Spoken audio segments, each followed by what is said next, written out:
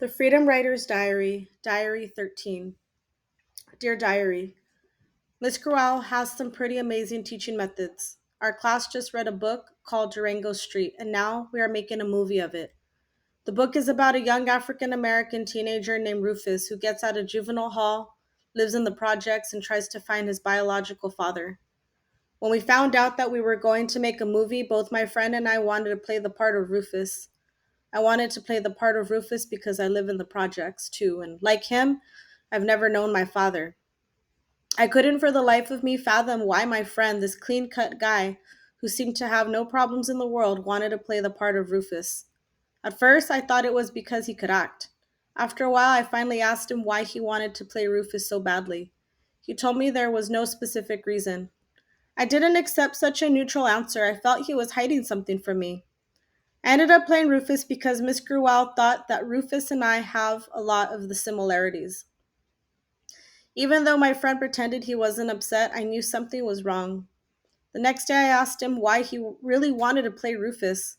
At first, he was hesitant to answer. We walked in silence for a while before he told me about the first time he met his father. He was only 4 years old. His father walked toward him wearing an orange jumpsuit with his prisoner number across the chest. Behind him, he dragged the burden of heavy shackles. They didn't even have a chance to speak. The police took him away. I felt sorry for him.